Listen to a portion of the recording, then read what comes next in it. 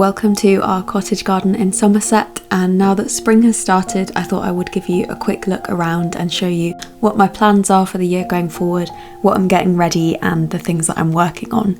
So at the moment all of our bulbs are appearing, the crocus lawn is resting, but we do have a few crocuses left at the top of the garden. We've got tulips popping up, and most of these I left in from last year because I didn't want to waste the bulbs and I wanted to see if they'd come back.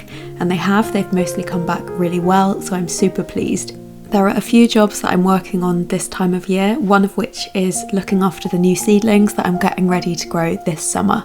So I'm growing twice as many seedlings as I usually do because my partner Aaron has just got his own allotment. So I'm trying to find space for these where I can. I've got a small greenhouse, a shed and a couple of windowsills in the house. And believe me, they are all completely covered with tiny seedlings, but hopefully that means we're going to have a lot to harvest over the summer. The other thing I use this greenhouse for is looking after my young plants, and all of the plants I'm collecting in the garden are either sown from seed or bought as tiny plugs, and then I pot them on and look after them in the little greenhouse. And I do this mostly in the interest of saving money and also being able to buy more plants with the money that I do have. So in the small greenhouse you'll find lots and lots of plug plants that are getting nice and strong before I can put them out in the garden.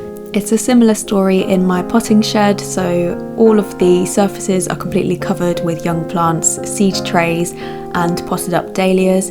I've got a few heat-loving plants in here that I'm getting ready to move into the polytunnel, so things like melons, tomatoes, aubergines, and this is where I sow all of my seeds. So these are some of the things I've sown this month or that I still need to sow in the coming weeks. And I'm just going to try and do so many this year to keep a good supply for the garden and for Aaron's allotment. I tend to work in a kind of organised chaos, which you might be able to see. I'm not the tidiest of person, but I have lots of exciting things going on all at once. In the orchard, this is where we have apple trees, pear trees, fig trees. I've started planting some narcissi underneath, and my hope was that every spring not only will we get this amazing blossom on the trees, but it will be underplanted by yellows, pale whites and all of these lovely warm colours to welcome us into the spring. So most of what you can see here are ice follies. The yellow ones are called February Gold, and they're not supposed to flower this late in the year, so hopefully next year there'll be a February flower instead of a March-April time flower. I'm really happy with the progress that I've made in the orchard, given that this is my first year of introducing narcissi. I will add a lot more this autumn. And then at the top of the orchard, this is where we keep our compost, and this is the compost that we use to grow all of our vegetables here, so it's a super important part of gardening. And as you can see, there's loads of worms in here. We're making some really good compost, mostly with the waste from our ducks, but we also put grass clippings and garden waste in here and weeds that we don't think will grow in the compost. And a job that I'm finishing this week with our compost is adding it to our polytunnel and all of the raised beds in the veg garden, just so we've got a really good soil structure to get started as we start planting our veg out.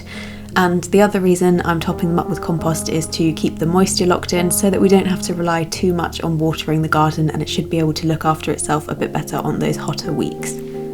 I'm just starting to see the rewards now for the perennial veg plants that I've been collecting in the veg garden, and for the stock of spring bulbs that I've been adding to the garden every autumn and winter, and they're all starting to return and build up over time. And I feel like now that we're in our third year of living here, the garden's really starting to reflect the effort that I'm putting in and the things that I'm collecting, and I'm starting to feel really at home here and super happy. This time of year, as it starts to warm up, I try and spend so much time outside, whether it's just sitting outside with a cup of tea or doing some gardening, spreading some mulch, collecting the compost. There's a lot for me to do out here, but I also try and make sure that I can sit here, rest and take things in, especially while we've got all of our lovely spring flowers popping up, and I just want to enjoy them every minute of the day. Thanks for watching, and if you're enjoying our garden content, make sure you hit subscribe so you can see our future updates and progress in the garden and cottage.